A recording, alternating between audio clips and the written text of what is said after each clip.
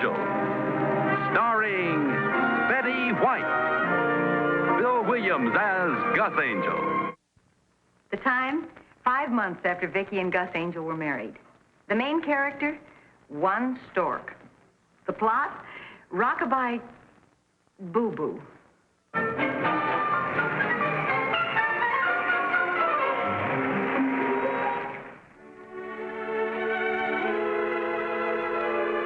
Doctor always gives long, reassuring talks to new mothers when babies get close. Oh. Mr. Clemson and my husband are picking us up here. You're going to take us to lunch. That's all for today, Mrs. Clemson. Now remember, stay on the protein diet with an occasional bit of cuttlebone. Cuttlebone? For the stork. Vicki, Dr. Gordon says only 3 more weeks. About. And that's barring any unscheduled flights. Oh, honey, that's wonderful. Wilma, did you tell Dr. Gordon what we were talking about? Dr. Gordon, in the last month or two, George has become quite nervous, but you've seen him. Yes, I have. We have a medical term for his condition. He's coming unglued. Honey, he even checked to make sure you really went to medical school. Yes, I heard that. I understood he was very much upset when he found that I graduated 5th in my class. He wondered if they could get the 4 ahead of me. Well, do you think you might talk to him, Doctor? I love him, but he's wearing me out with attention. Can't you see that idea is plain stupid? I'm telling you, Gus, I don't trust that elevator. Oh, hi, Doc. Hi. Hello, Mother. Oh, Gus. Hi, sweetheart. Hi, Now, what's this about the elevator? Well, this is an old building, and I don't want Wilma riding that elevator. That thing's on its last legs.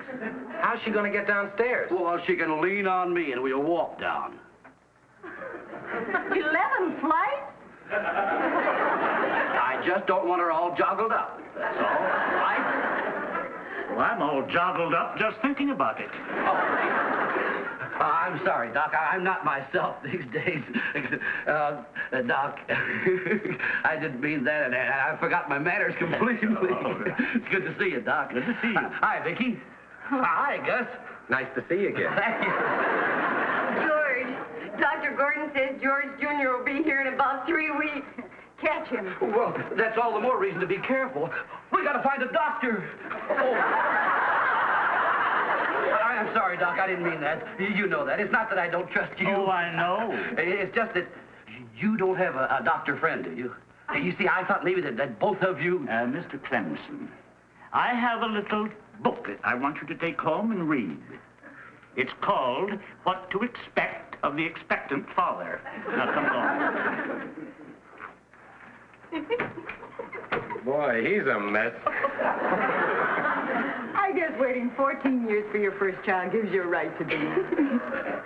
But this is the worst I've ever seen him. Oh, you should see him at home. Dr. Gordon will simmer him down. From now on, you let us do the worrying. All right. Gus, we've got to do something. Well, maybe we can think of something down at the office. All the boys do is talk about the baby anyway. You'll find some excellent advice in there for the first-time father. Thoughtful consideration should be the keynote, with no heavy-handed efforts at being helpful where help is neither needed nor wanted. Now, that makes sense. Honey, you shouldn't be lifting heavy things. Doc, if she doesn't take care of herself, I'm going to. So long, Doc. See you later. Come on, honey, let's go. Thank you, Dr. Gordon. Come on, honey. Walk down all those flights? It'll be easy. She's not safe for him. Come on.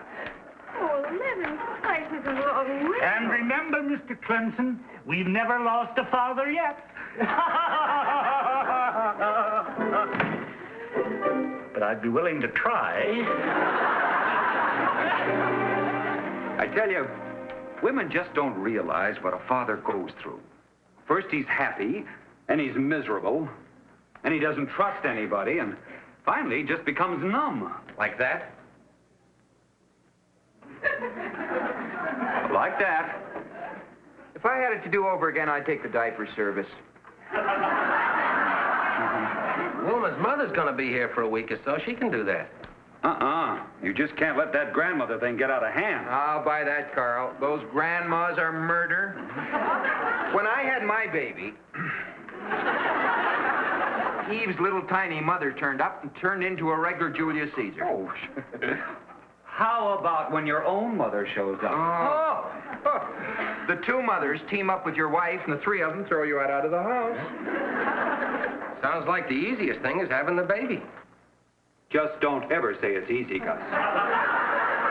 You've no idea how I suffered. You know Eve was in there darn near 2 hours? Naturally, it was a boy. Somewhere I heard that the first one usually is a boy, is it? Always, always. What do you mean, always? Just what I said, always. Well, how can you say always? Well, you read any medical 50% of people are girls, aren't Any they? medical journal will tell you... Fellas, Always. I'm not going through with it. It's a little late to back out now, George. Besides, it'll be the first office baby. Go ahead, George. We all want to be uncles. All right. Well... Shall I have tea sent in, gentlemen? Oh, I couldn't eat a thing. George, try to get your mind off the baby and onto your work. You think no one around here ever had a child before? Well, as we were saying, sir, it is the first office baby. Yes, I know, but I don't like to see business come to a complete standstill for personal matters. I understand, sir. How's Wilma holding up? George seems to be her main problem. He's so worried about her that she just isn't getting the rest she should get. She has to put up with it for 3 more weeks, sir. 3 weeks? Yes, sir. I was going to ask either you or Koenig to run down to San Diego for a couple of days on that Sheffield account. But it might simplify things to send Clemson. He'd never go, sir. He has no choice. Clemson! It's routine fire insurance. He can't possibly do anything wrong. And it's only a half an hour's flying time if Wilma should really need him. Clemson, Angel's in a bit of a bind on that Sheffield deal down in San Diego, so I'm sending you. Thank you. Oh, you'll be able to handle it easily.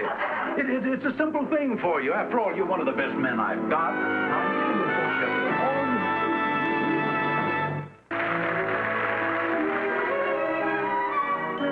I'm doing everything Vicky tells me. How's San Diego? I'm sure it'll be a boy. Honey, if I didn't like the name George, I never would have married you.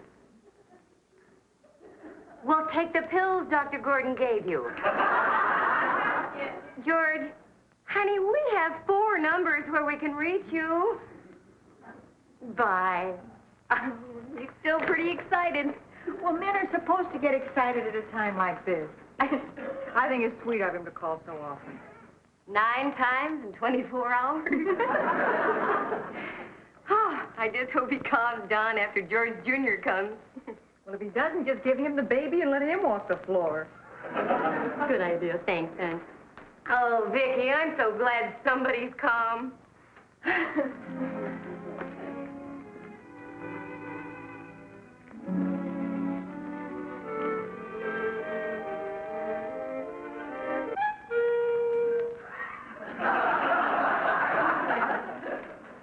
I just wish you could stay right here till the baby arrives.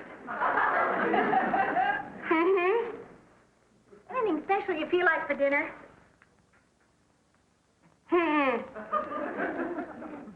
Dr. Gordon said you needed plenty of protein and lots of quiet. Guess we better find you some quiet protein. Wilma? Vicky, I think we better go to the hospital. All right.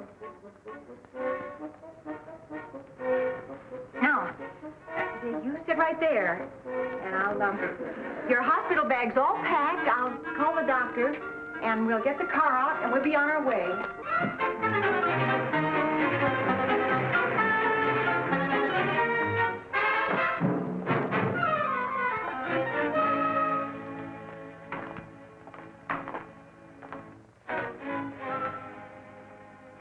Vicky, before we left the house, did you call? Honey, I let them know we were coming. Don't worry. Well, no, I didn't mean to. Here we are. What I meant was, did you really call? I called the doctor, and I let them know down at the office. Now, you sit right here and relax. Miss, nurse.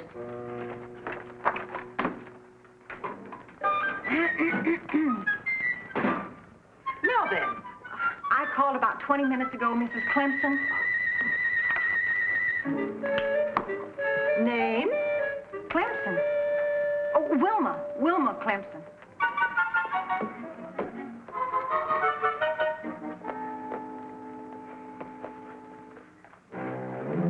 She prints.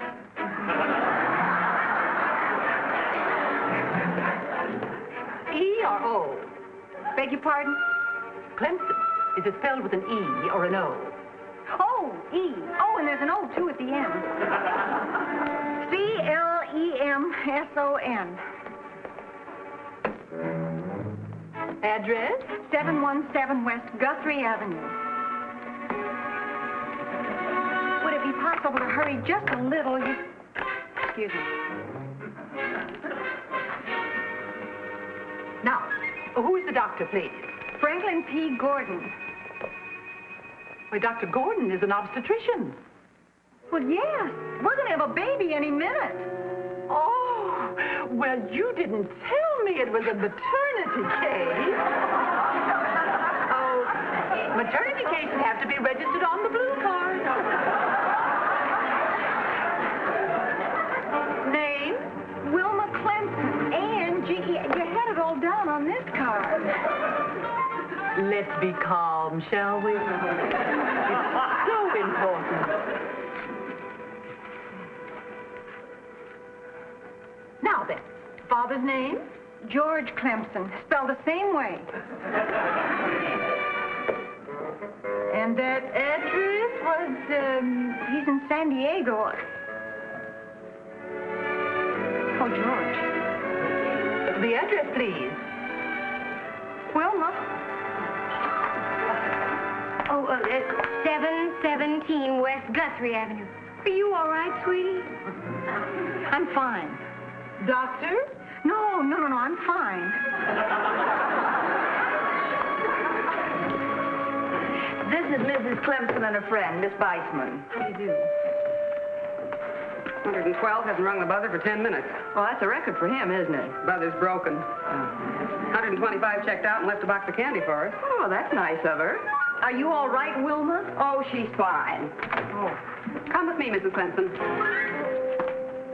Well, Vicky? Goodbye.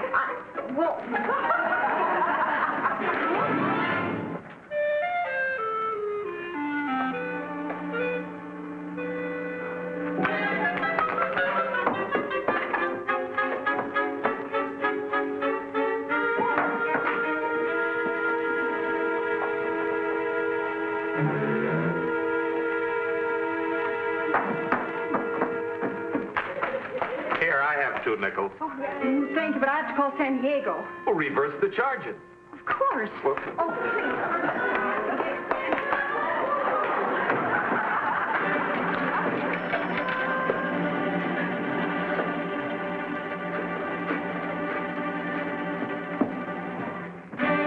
Mom, guess what he is, a boy or a girl? How'd you guess? 8 pounds. And there's a lady outside the booth here, and even she looks stunned. Call Dad, will you, Mom? He's a giant.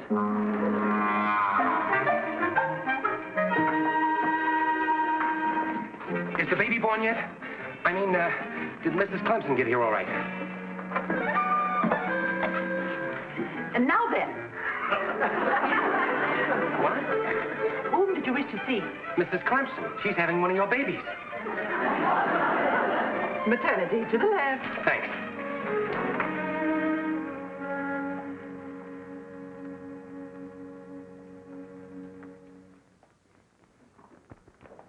We're having more put in. Thank you.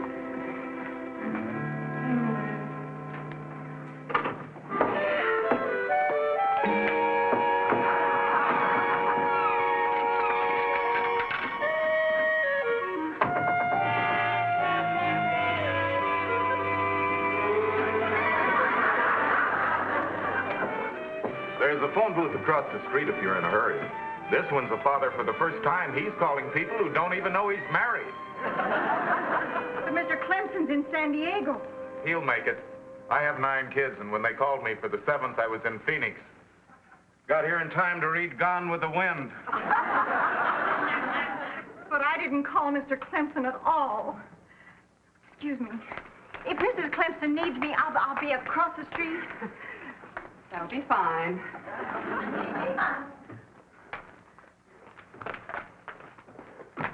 Vicky! Gus! Gus, I've done a terrible thing. I forgot to call George. He should be here to have this baby, and nobody called him. Sure they did. When you called me, I told Ross to call him. You did? Sure, and you should see the excitement down at the office. Oh, darling, what would I ever do without you? You just can't imagine the relief. What did he say? I'll have to ask you to keep your voices down. How's Wilma? Any word on Mrs. Clemson while I was gone? Nothing further.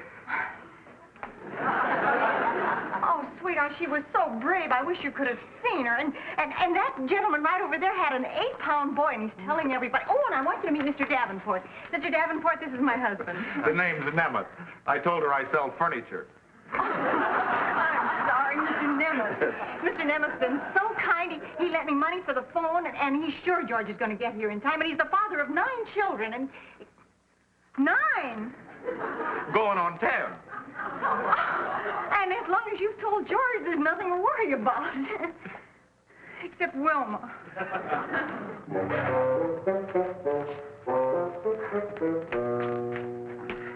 Here, you! Come back here. Don't you realize you're in a hospital? Now then, whom did you wish to see? Mrs. George Ignatius Clemson. Now I'll take your name. Thompson. Well, Nurse Thompson, I'm going to see the superintendent. Here, where are you letting that fellow through? You, come back here. Well, Ross, I didn't know it was you. The heck you didn't. Why are we being detained? Whom did you wish to see? Mrs. Clemson, please. Maternity, to the left. Well, now, I could have told him that. Her name is Thompson. When this thing is all over, I'm going to talk to the superintendent about it.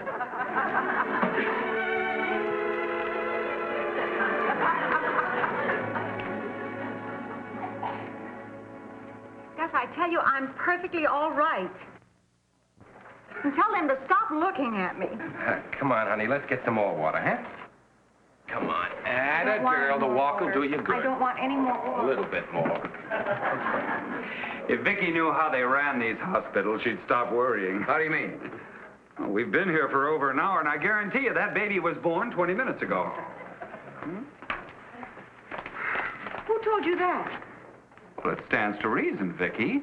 Look, Wilma isn't the only patient here. And they can't come charging out here and tell us every time a new baby is born. Oh, sure. They save them up till they have a nice big fat batch. Then they announce them all at once. Well... Dr. Gordon would let us know right away, wouldn't he? Well, it's been my experience. They notify you as quickly as possible. Ha! What does he know? Carl, don't start making up stories just to try to make me feel good. Now, Vicky, I've studied this whole thing in medical journals, and I know... I'll have to ask you to keep your voices down. Well, just the same, Vicky, I can tell you with some authority, because I've had 2 children. Oh. It can't be much longer. An hour's a long time. That's good to know. Thank you, Ross. Mm-hmm. Feel better, sweetheart? I can't imagine. Maternity. Oh, Dr. Gordon. Will you be here soon? He isn't even here?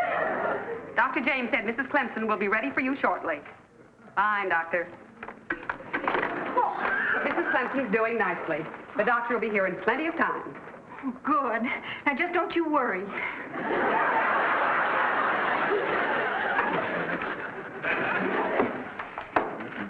Well, I guess that takes care of everybody. My old scoutmaster really took it big. How did your wife's parents take it? Oh, my gosh.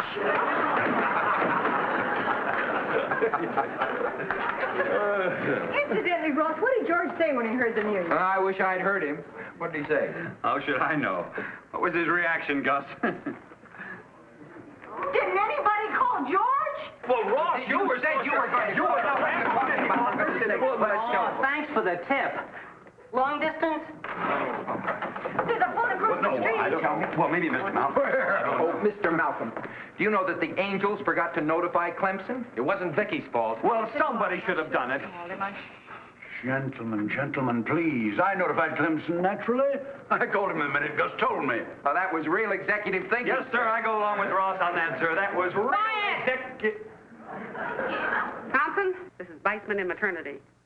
Don't let any more through for Clemson. I've got all I can handle. Right. 86 on the Clemson.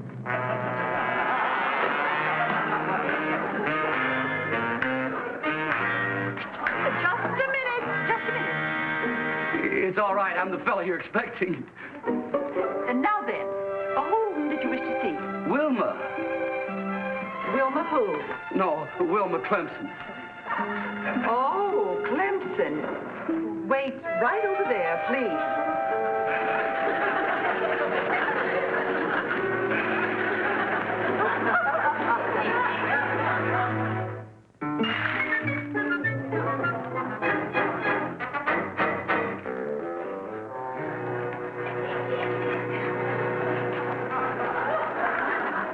Good evening. Good evening, Nurse Thompson. Doctor. Clemson, what are you doing in here? Well, how do I know? Mr. Clemson, this is the father? One look should have told you. Come along.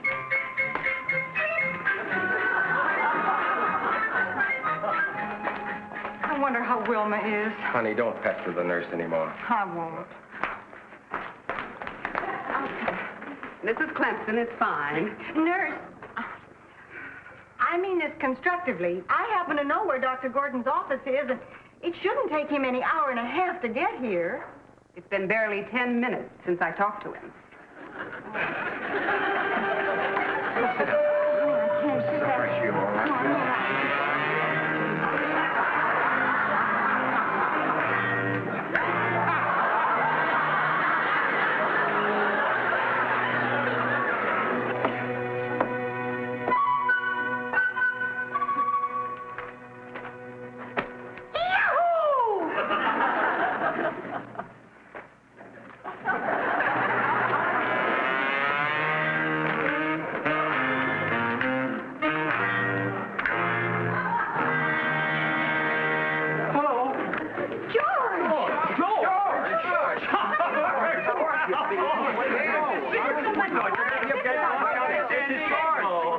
Where did you get here, boy?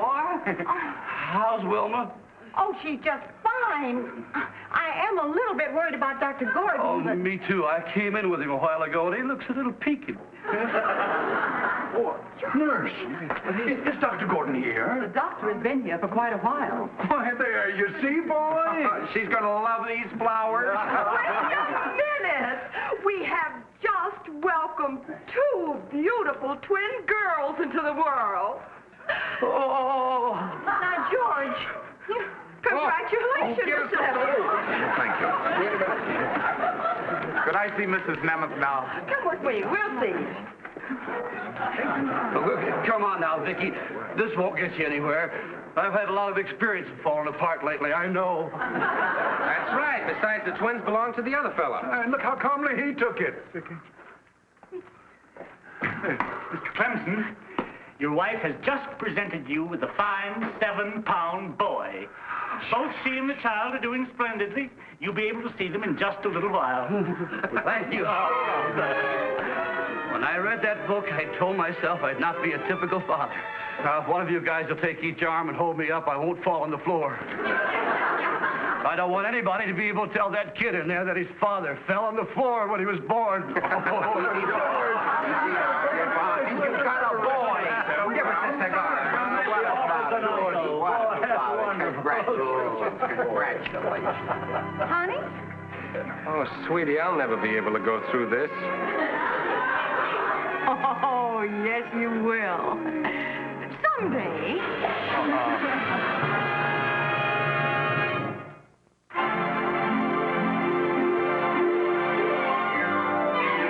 Got a date with an angel, gonna meet her at 7.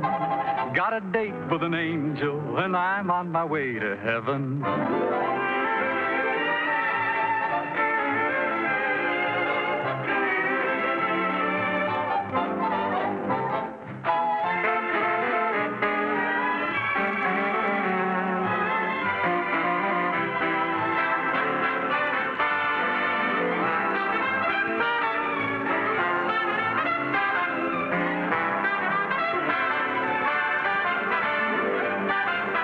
Ladies and gentlemen, your Plymouth dealer invites you to watch the Lawrence Welk program Top Tunes, and you tell it on the same network. And the dramatic show Climax every week on another network.